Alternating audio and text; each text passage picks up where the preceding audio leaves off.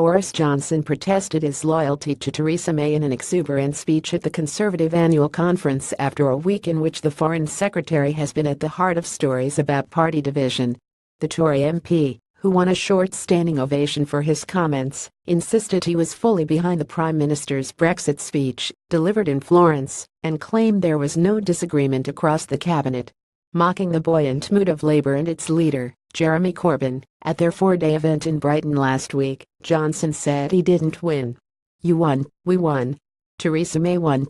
She won more votes than any party leader and took this party to its highest share of the vote in any election in the last 25 years, and the whole country owes her a debt for her steadfastness in taking Britain forward as she will to a great Brexit deal." Based on that Florence speech, on whose every syllable I can tell you the whole cabinet is united. The speech comes after the Foreign Secretary irritated Downing Street and cabinet colleagues by publishing a 4,200-word article setting out his vision for Brexit and carrying out a newspaper interview that was perceived as laying down his red lines for negotiations. A spokesman tried to hose down the controversy by claiming that Johnson was 100% behind the Prime Minister and adding that the words red lines had never passed his lips. The Foreign Secretary used the first half of his much-anticipated speech to set out broad political argument and lay into Corbyn, whom he called a nata-bashing, trident-scripping, wold babolisher of the British Army.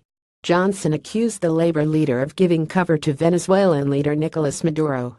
"It is a disgrace, and I can tell you there are many Labour MPs who feel appalled that their party is still led by this man and his peculiar belief, expressed in glutinous Victoria-style Chavista rallies up and down the country, that he somehow won the election," added Johnson, following a string of colleagues and using Venezuela as a means of hitting out at Labour. Turning to Brexit, he accused Corbyn of talking the country down and of a ludicrous and vacillating policy. "In the customs union one week, out the next, in the single market, out the next. In out, it would be disastrous. And in leaving Britain in this limbo, locked in the orbit of the EU, but unable to take back control.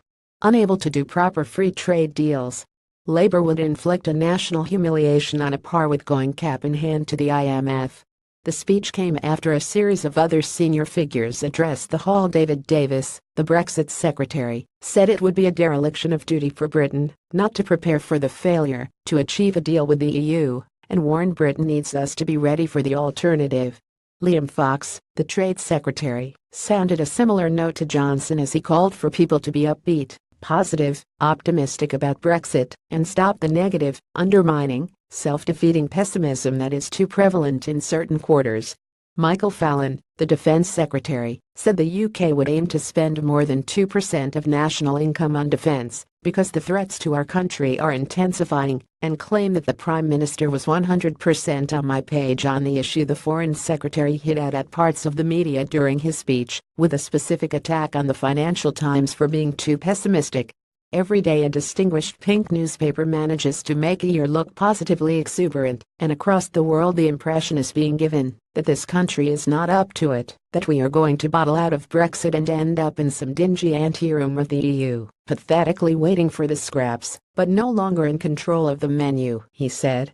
And he claimed that Labour wanted to take the country back to the 1970s, saying people remember David Bowie, Led Zeppelin and the Rolling Stones, but not three-day weeks, power cuts and Stada-made British rail sandwiches.